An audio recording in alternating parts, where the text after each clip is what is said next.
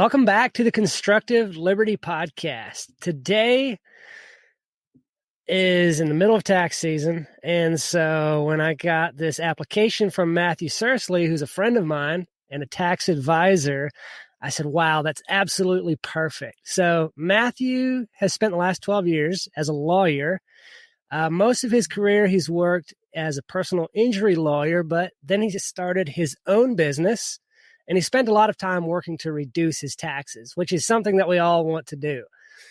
He said, eventually I realized most other business owners couldn't figure out or didn't figure out what he himself had figured it out. So he started another new business, and that is helping people.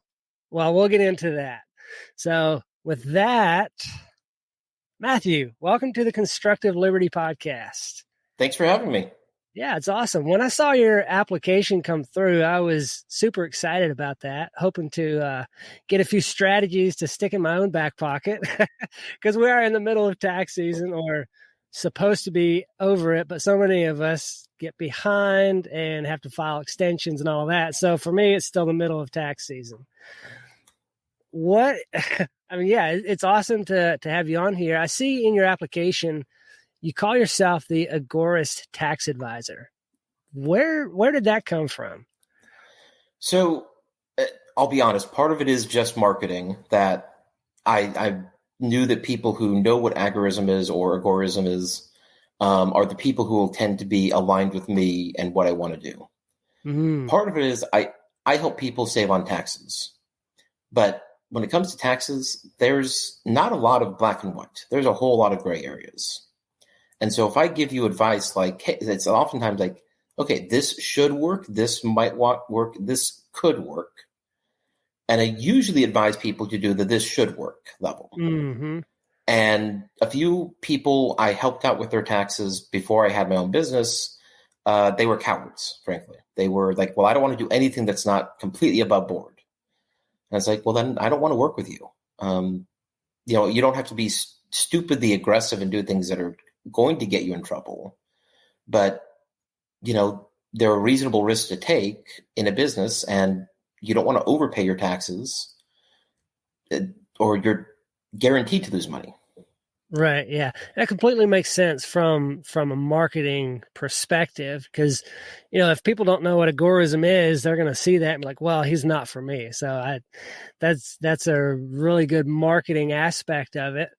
The other thing though is I do consider myself an agorist. If I can work in the system and that works for me and my family, I'll do it in the system.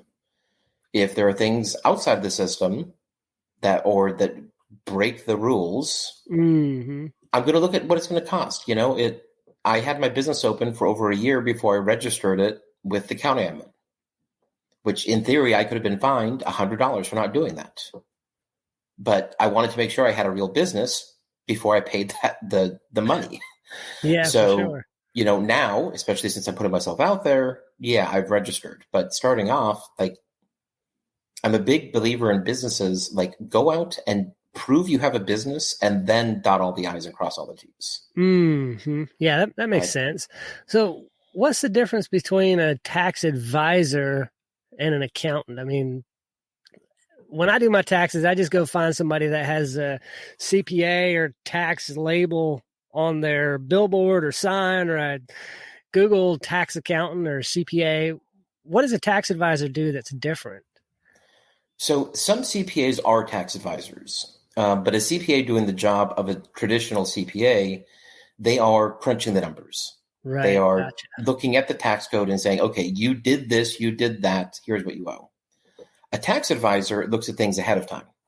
So, I had a lot of people calling me 2, 3, 4 weeks ago going, hey, can you do my taxes for me? No, that's not what I currently do.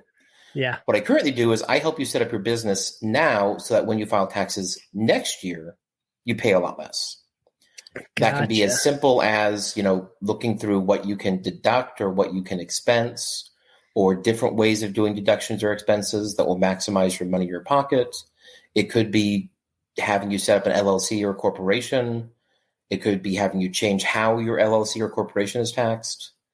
There's thousands of things that affect your taxes. Most of them don't push the needle, but some of them do. And I basically help you find those things. And then I tell you what to do, or I suggest what you do, so that, again, when you file your taxes next year and 2 years and 3 years, you end up paying a whole lot less.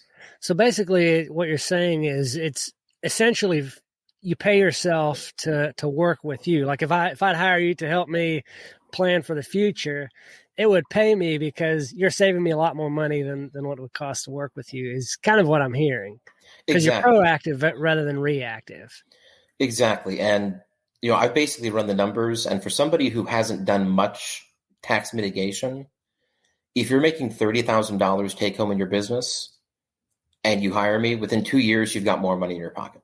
Awesome. If you're making $50,000 or more, you probably break even in the first year. And then in future years, everything you do puts thousands of dollars in your pocket. Right. And sometimes it can be huge. One of my recent clients, it's probably one of the more complicated tax situations I've ever seen. For him, we actually split up his business into 2 businesses. So he had one business, and to make it more complicated, he also has a day job. But so part of the business, we left it as it was, as being taxed as a sole proprietorship, but we put about $150,000 a year he was making into a C Corp. And by doing that, we cut the tax rate on that $200,000 from 35% to 22%. Wow. So he saved nearly $20,000 in taxes. Wow. Just from that one change. Mm-hmm. So like sometimes it can be huge, but again, even some people are like, oh, I make too little money. It doesn't matter. You don't have to make that much money to save a lot of money in taxes. Right. Especially if, one year of working with you can play that out over the next 5-10 years of strategies to at least give you a little bit of better understanding and how to do and structure things in the future. You mentioned people asking you to do their taxes and you said no. Do you work with CPAs in kind of a partnership or anything where they might have people that want to mitigate their taxes in the future? Is there any of that aspect, or how do you find people to work with? Because I never heard about a tax advisor until I met you. So there's kind of 3 parts to the answer to that question. The first is, and this is not a guaranteed thing, but I am planning on next tax year, if my clients want me to, doing their taxes for them. As I grow my business, it makes more sense. When I had 15, 20 clients, it didn't make any sense to bring somebody on to do that. And while I can do it myself, that's not the best use of my time. Mm-hmm. The second part of the answer is, if people already have a CPA, I absolutely work with that CPA. And in fact, basically for the last 3 weeks, probably every other day, I was on the phone with somebody's CPA going over how to properly file the taxes with what we had done. Mm-hmm. Because the fact of the matter is, nobody knows everything in the tax code. And even people using the computer programs, there's basically a CPA version of TurboTax that's way more bells and whistles. Right. But if you don't put in the right things, it won't give you the right answer. Mm-hmm. The third thing is, I do have one CPA who I commonly refer people to, whether they're clients, whether they're people, again, just who they're looking for a CPA, not a tax advisor, and they contact me. He's a good friend. I've known him for, over probably almost 30 years now. We were 10 when we met in 4th grade. Wow. And he is actually both a CPA and an attorney, but he focuses more on doing the taxes side of it. And it's great to work with him just because when I have multiple clients with him, again, he knows how I work, I know how he works, and it's a little bit easier to work with him than some other CPAs. Mm-hmm. Yeah. Years ago, I thought I wanted to be a computer programmer. And so I took a course on computer programming. I got some books to study, and I started writing simple, basic programs. And it's amazing how when you write a line of code, you get one little section switched around and it puts out a completely different output. And it sounds kind of like that's what, when you mentioned about the CPA version of TurboTax and all of those things, it sounds a little bit like that. If you put something in, maybe restructure it a little bit, you can get a completely different output. Am I hearing that kind of right? That's exactly correct. And so it's a famous mistake a lot of CPAs make. And this is a great tax tip for anybody out there with a sole proprietorship. If you own the sole proprietorship, or if it's a partnership with your spouse, any children who work for you that are your children and under the age of 17, you don't have to pay any payroll taxes. And so if you're in, say, the 22% tax bracket and you pay your kids $5,000 for actual work they do, that's actually going to be tax-free for them because they have their individual their standard deduction they can use. And so you take out paying the 22% you would be paying plus the 15% payroll taxes, and instead it goes to them. But if you put their pay as wages on your Schedule C, you have to pay the payroll taxes. Huh. Instead, there's actually a different place to put it in the form, and then you don't owe it. And so literally that's one of the things I was checking. I have about 7 clients last year who had their kids working, and they were sole proprietorships. And every one of them, like, please send me your tax return before it gets filed. I mean, everybody, I asked them to send me the tax return before it gets filed. But for these in particular, I was looking for, did they just put this in the right place? And 2 of the CPAs missed it. Wow. And so, like, literally it could have been, and it would have been very simple, you know, it would have just taken an amendment of the return if the IRS came back and said you owe money.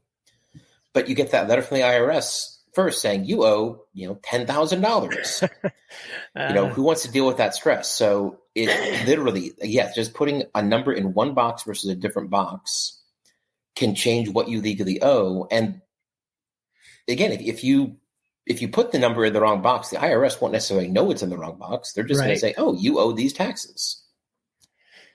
Yeah, that makes complete sense. And it's incredible how just a little checking the box can make that big of a difference.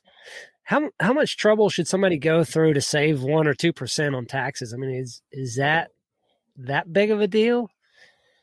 So let's say you've got a pretty successful business. You're pulling in $100,000 a year that you're taking home before your taxes. Of that $100,000, you're probably spending $70,000 to $80,000 on the upkeep of your life, your mortgage, your car payment, your insurance, etc. If you have 20% of your income as disposable income, you're pretty lucky. But so if you take your taxes down by 1 or 2%, maybe you take your disposable income in that case from $20,000 to $22,000 or $23,000. So it's not a 1% increase in your enjoyment of life. It could be a 10% increase in the resources you have to build for the future. Mm-hmm. The other thing is it compounds. Let's say you instead take that money and you put it back into your business. If you had an extra $2,000 or $3,000 a year to put into your business in marketing or in hiring people to do things for you, how much quicker could you grow your business? Right. And we've all seen the compound interest charts. 2 or 3% per year for 10 years ends up being a really big number. Yeah, for sure. And yeah, it depends, I guess, too, what you end up doing with that. So if you're somebody who can save that money, excuse me, and then reinvest it in the business, like you said, versus just blowing it on a weekend away or going out with friends, it makes all the difference in the world 10 years down the road. And that's something that's so often super hard to see, is looking down the road 10 years. But even if you do that weekend, that's still something you wouldn't have gotten to do. So your life's still better off. Like, again, when I find something and I cut my own taxes by $2,000 or $3,000, I tend to put about half of that into my business and about half of that into my pockets. Mm-hmm. Yeah, that's a good way to do it. Kind of reward yourself for doing the work. Exactly. For sure. So what's the advantage of, working with a tax advisor versus an accountant who maybe the accountant gives you a few suggestions here and there on things to try? Or, I mean, what's the pros and cons one way or the other? So it depends a little bit. First of all, a good CPA, even who isn't a tax advisor, will at least tell you after they did your taxes, like, hey, if you had done this or if you had done that, you would have saved this money. And so at least next year, hopefully you can do that. Mm-hmm. Something that it's not unique to me, but it's a smaller part of the market is I'm an attorney. I'm not a CPA. And because I'm an attorney, people who work with me have attorney-client privilege. And so, especially if you're somebody who maybe wants to be a little more aggressive in your taxes and talk about some hypotheticals, you can talk about that with me. And as long as it's not me helping you to commit fraud, it's all covered by privilege. With a CPA, you have no privilege at all. Literally, as part of the audit, the IRS can go in and basically say, give us all the notes you've made about this client. Wow. And so if there's a discussion you've had that's been documented, like let's say you were silly enough to email back and forth about, hey, what would happen if I don't pay this tax? Well, that's all the proof they need to prove that this was not a mistake. This was tax evasion. They request the emails from me. I basically say, go screw yourselves. Yeah.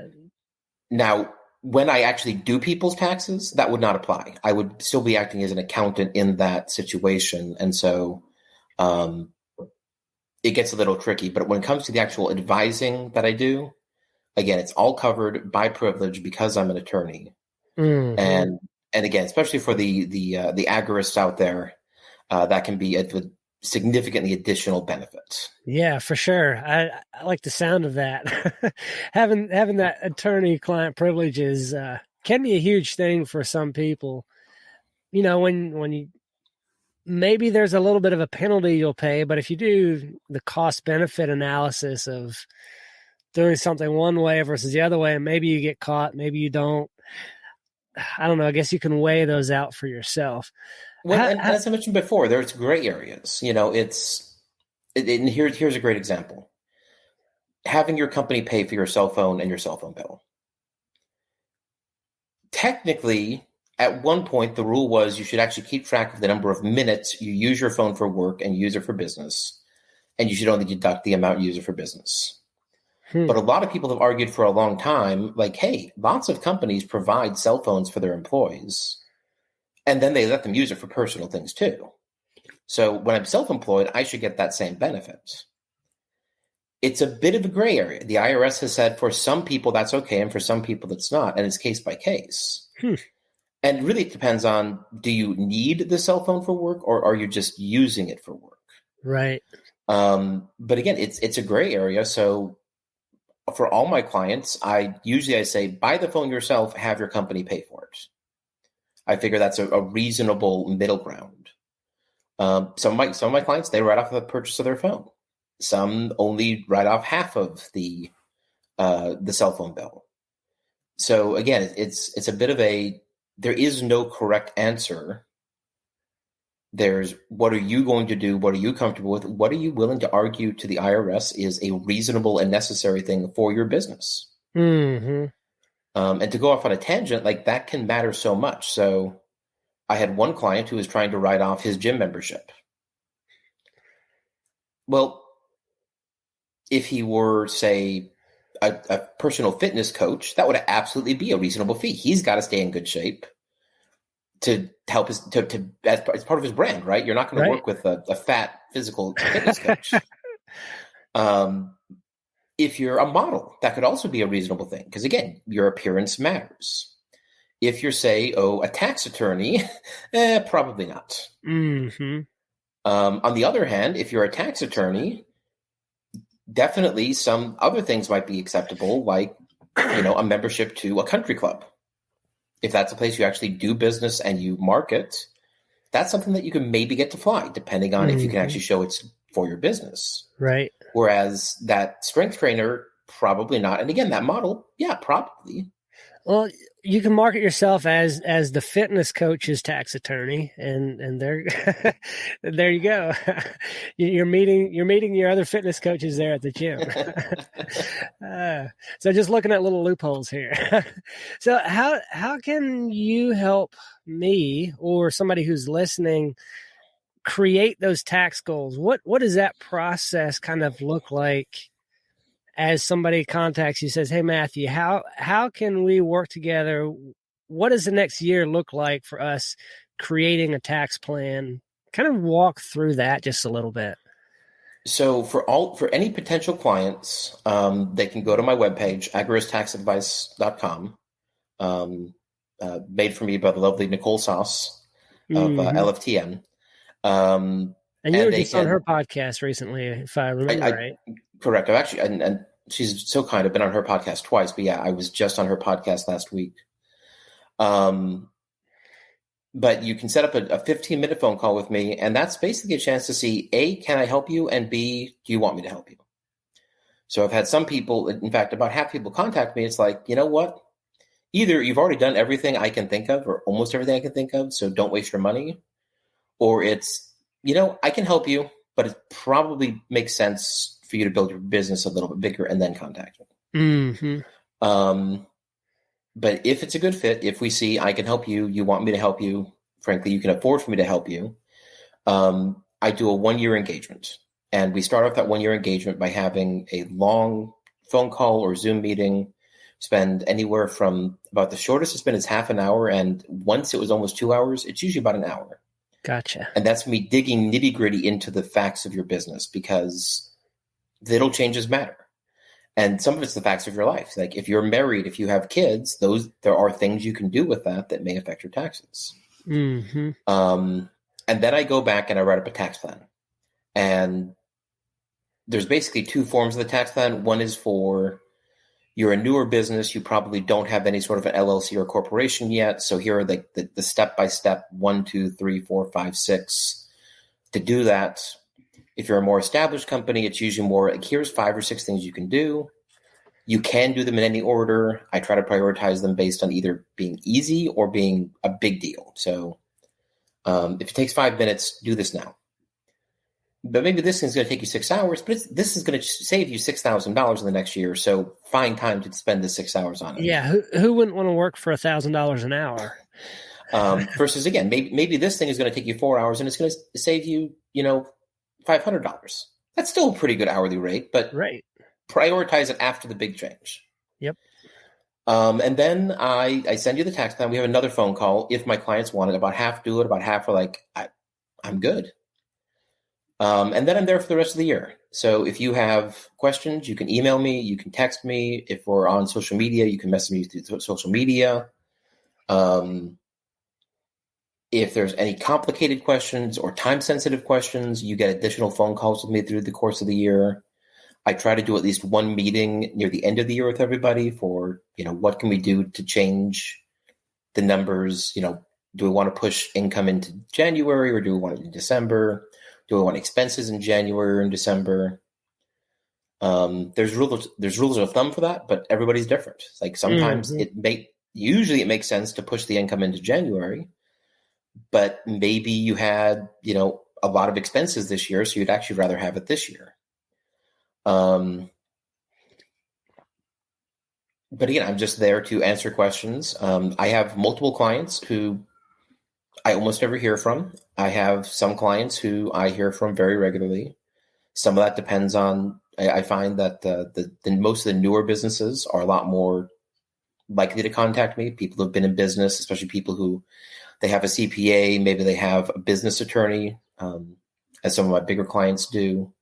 Some of those questions go to those people instead of me sometimes. And then the goal is in future years, you hire me to continue advising you. It's a lot cheaper in future years because I don't have to do the whole tax plan. Right. Gotcha. Makes sense. And again, A, I'm still there for advice, but B, the real benefit there is, well, there's 2 other real benefits. One is I'm still learning. Everybody's still learning. So if I find out something or if there's a change in the tax code, I let people know. I let my clients know, like, hey, here's an additional thing I didn't tell you could do, but you could do it. The other thing is, like, let's say there's a major change in the tax code. It doesn't look like the Biden tax changes are going to happen, but, give it 5 or 10 years, there'll be a significant change in the tax code. If nothing else, a lot of the Trump tax code actually starts going away this year. And by 2027, 2028, most of it's gone. Wow. And that will change what makes sense for some people to do. Mm-hmm. Now, I've looked at those changes, and sometimes I've maybe set something up so that it still works today, but it's better than. But I've definitely got the notes for, okay, like this guy, this guy, this guy, when this goes away, They need to make sure make to changes. contact them.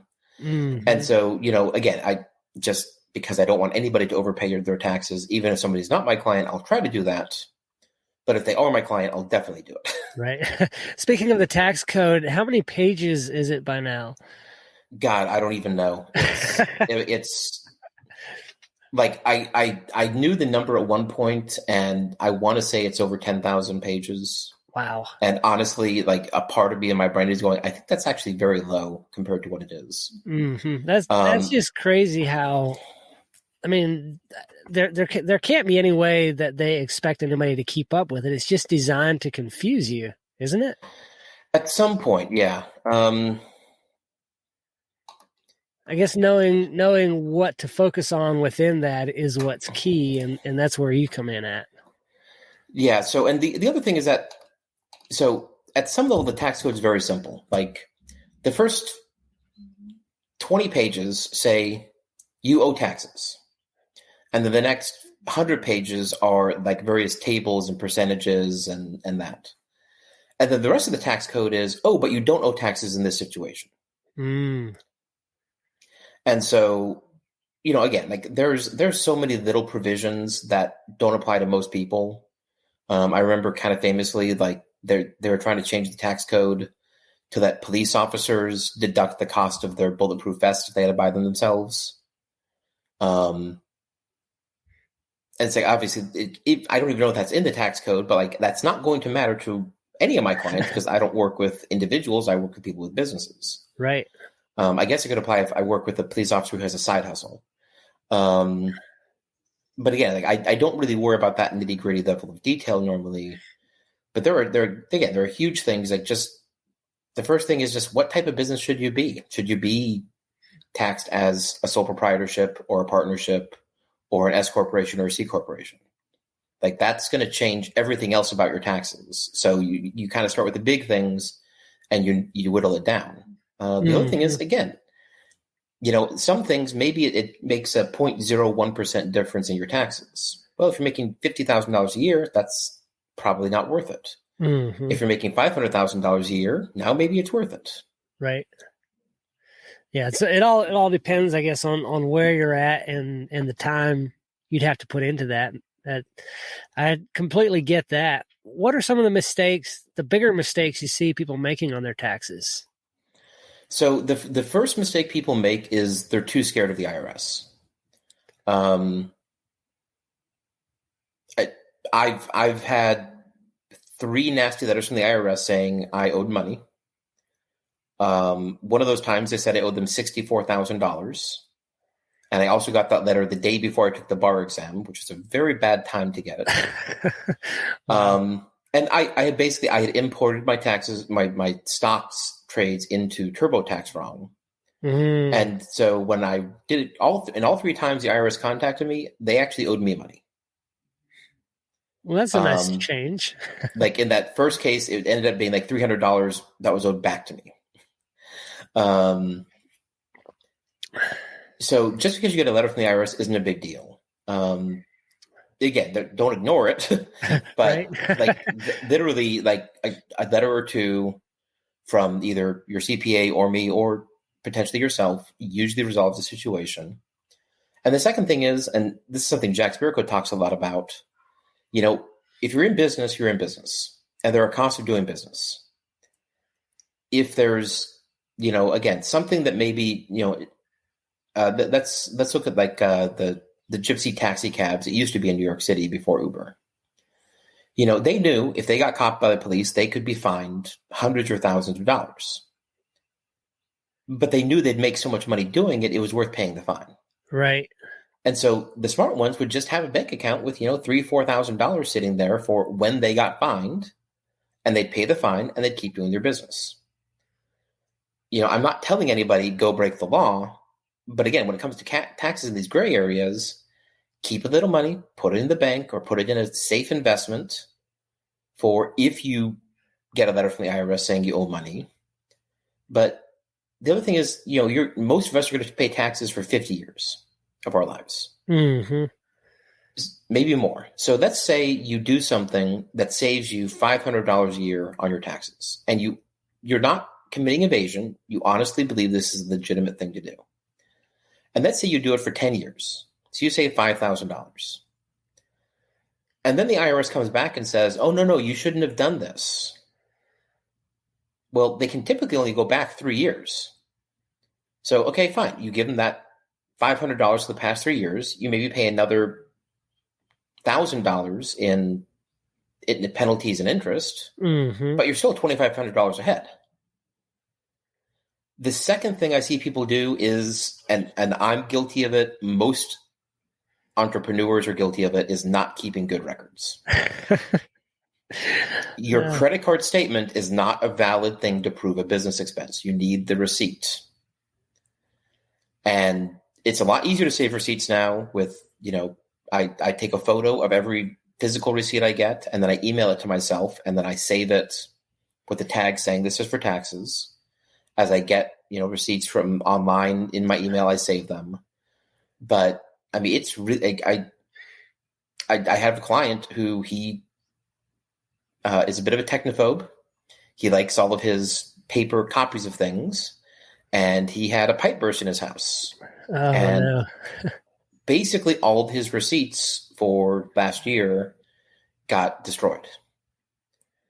So first of all, he doesn't even know what the numbers are because he didn't have it written down. But even if he did, if he ever got audited, he'd lose the audit because he doesn't have the documents. Mm-hmm.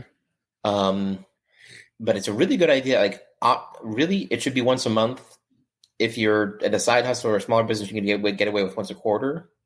But go through and put stuff in QuickBooks or whatever other accounting stuff you use, or get a bookkeeper and send it to your bookkeeper and keep track of stuff. And it makes it a whole lot easier at tax day that you've already got all the numbers put in. And now you're just like, okay, go through once more, see if there's anything missing. But it's document. Keep every slip of paper you can. And the IRS does understand sometimes there's not a receipt. So if you're claiming a $300 thing out of $5,000 in expenses and you don't have a receipt, that's not a big deal. Mm-hmm. If it's a $5,000 expense, you better have a receipt. Yeah, for sure. That makes sense.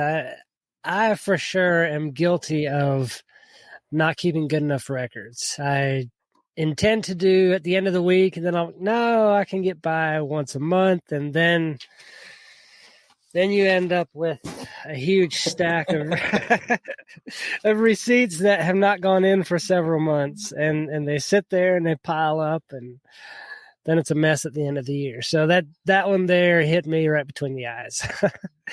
So for people who and I have, this is a side business for me. I have a day job that takes 40, 45 hours a week. So I do it mostly lunch, evenings, weekends.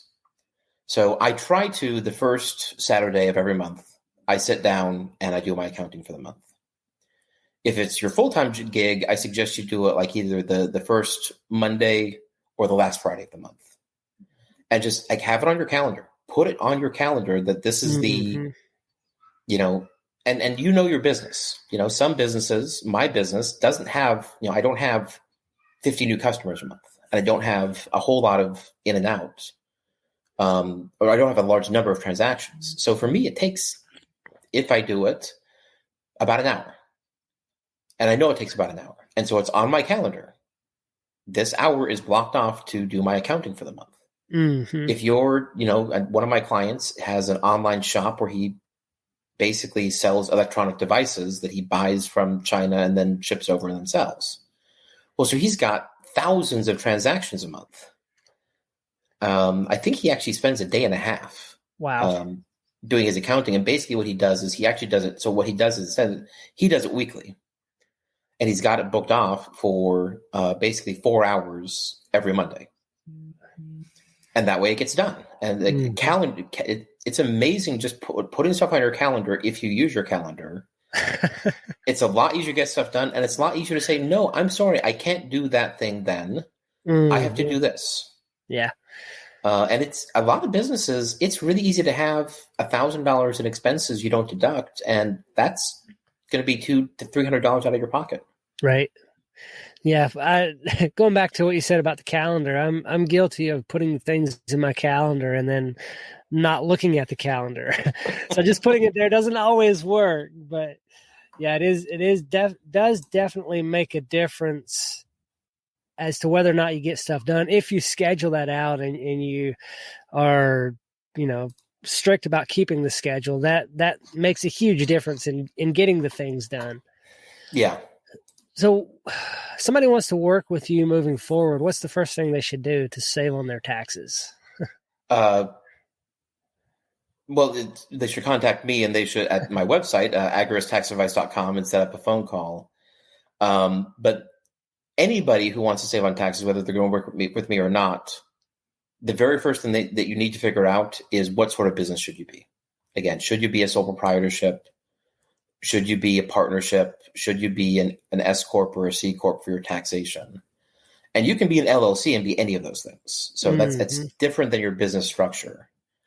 But that's going to be the number one determination for how much taxes you owe. That determines what's deductible.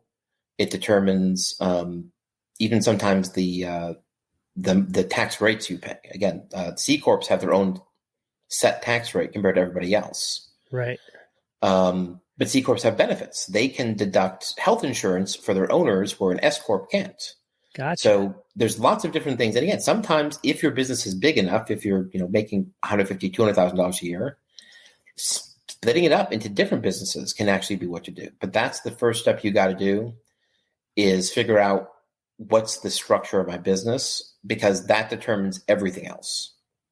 That makes sense. Where can people find you to follow you, like on social media or anything like that? We'll have your Agorist Tax Advice website in the show notes. Where else can people connect with you? So I'm really active on Jack Spirko's Survival Podcast Discord. Okay. I'm pretty active on a couple Telegram groups, and I'm really active on MeWe and Float. I love Float. I'm on Facebook, but my employer knows I'm doing this, but I don't want to rub it in their face. Right. So I don't do any of this stuff on Facebook. Gotcha. But yeah, definitely reach out to me. I'm in a couple of different groups on MeWe, a couple of different groups. Well, not groups on Float, but a couple of different things in Float. And I've had, just sometimes if it's a simple question, I'll just give you an answer there. I'll cover my ass. It's like, this is not legal advice, and everyone's situation is different. And one other thing I do want to mention. So I am an attorney. I'm licensed in Texas, and I'm licensed federally. So if you have a tax question about, Tennessee or California or New York, I can't answer that question. Gotcha. I'm not legally allowed to answer that question. But I can still help you with your federal taxes no matter where you are in the country. If you're a Canadian, I'm sorry, I can't help you. Don't know that tax law. 10,000 pages of U.S. tax law is enough, right? Yeah. But there's a lot I can do to help you on federal taxes. And then good CPA will help you make sure there's not any state issues that come up. Awesome. Matthew, thanks so much. I'll drop these links in the show notes where people can connect with you. I really appreciate you coming on the show today. Thanks for having me.